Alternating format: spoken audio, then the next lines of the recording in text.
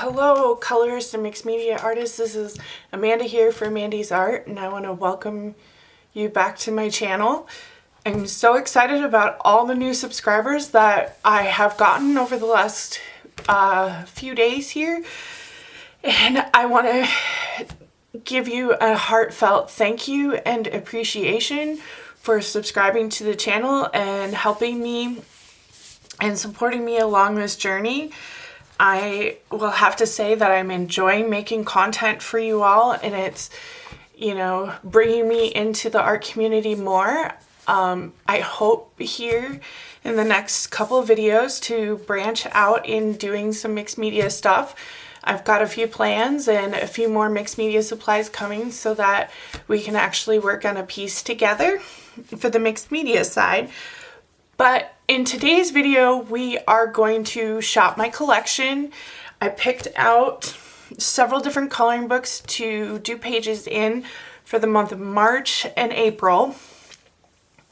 My plan is actually to work on pages throughout a period of 2 months, and the end of the second month do a completed pages video instead of doing it every month, since it takes me so long to do pages in the month. And this way I'd be able to get more done instead of having like 1 or 2 pages to show you and not have a whole lot to work on. So here we go.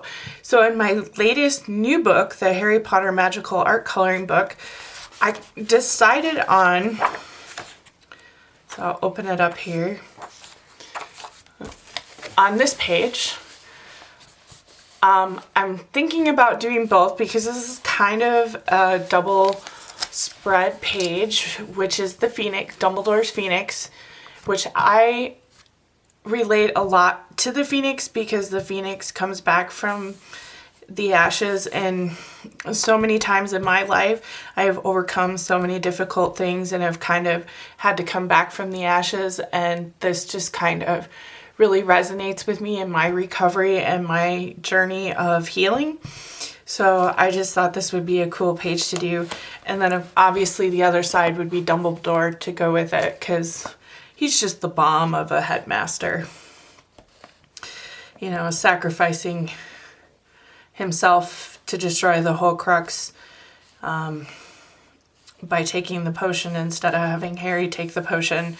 It's just cool, and how he leads his students to victory and teaches them is kind of interesting. I've had lots of different mentors in my life to help me along my journey, and this would be kind of a way of honoring those mentors that have helped me grow and become the woman that I am today.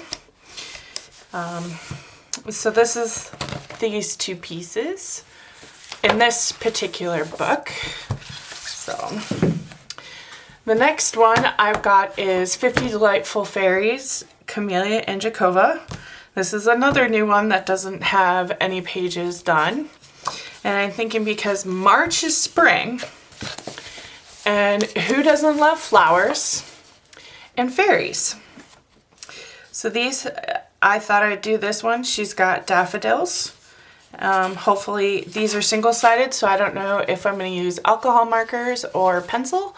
I haven't really decided yet on what mediums I'm going to use, but I'm definitely going to try to explore with some new mediums. So this is the one that I picked out here in 50 Delightful Fairies.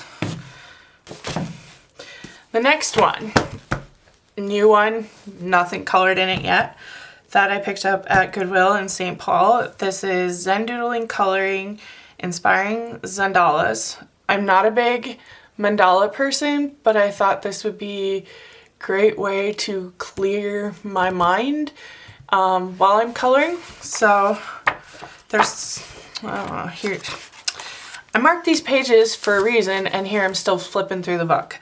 Crazy, right? So I picked out this one. I thought this would be a simple, easy pattern. Like I said, I haven't chose my medium yet. I might test out a couple different things. This is a little bit of a thicker paper than the Amazon printed, So I might try a couple different techniques with some acrylic medium and with the golden satin glaze to see if I can actually use some water media on this, because it would be really cool to use my Sargent Art watercolor crayons since I really enjoy those. And I haven't used my Inktense yet, so I'd love to kind of break out my Inktense, maybe some more gel pen. I'm not really sure. It will all have to be what floats my boat. So that's in the Zen Doodling coloring. And the next one, which is Gentle Nature. This is another spring one that I picked out here with flowers. This is a light grayscale from Black River Arts. And the cool thing, it's got like a little kitty peeking out, coffee mug, which I love coffee. And there's paintbrushes and fountain pens. And I just think this is just really, it reminds me so much of myself. So, and I've never done grayscale, so this will probably, even though it's single-sided, it will probably be primarily pencil. I'm really enjoying my Derwent Color Softs. I want to work more with my Black Widow pencils and my Lyra pencils. So that is this one in Gentle Nature. The next one I chose out of the collection is this one. This is Alice's Adventure in Wonderland coloring book. I did get this used. These are the original illustrations by Sir John Tyndall of the original Alice in Wonderland book by Lewis and Carroll. So I picked, oops, here I did it again, this one. And I thought we would fix this one on camera and do this in like a color and chat to show you how I can fix a drawing that is already been worked on. And from what I can tell, this is water media stuff. That's why I think the book is wrinkled a little bit and buckled. So I thought we would try to fix this with pencils and see how it goes and see if we can improve this picture. So, and fix the shading and everything else that was started. So that's what I chose here as a way of just kind of a learning tutorial of how to kind of go with the flow when when you buy a used book and when there's already pages and you don't want to take the pages out to finish coloring it so that you have a really cool finished piece. So that's this one that I chose. And then if I've got time, this page was also started too, and I thought maybe I could fix it too, or just kind of finish it on and add to it. And then this one would be completed too, and we could also use that for the tutorial too. So, and I love the original quotes that this book has of the movie, of the story. So this is gonna be fun. That is Alice's Adventures in Wonderland. I don't know if you've already can tell that I'm a big fantasy person. I love fantasy literature. I love fantasy movies. I love Lord of the Rings. So I don't have a Lord of the Rings coloring book, but I need to get one. And then to go with the spring theme out of Colorful Birds,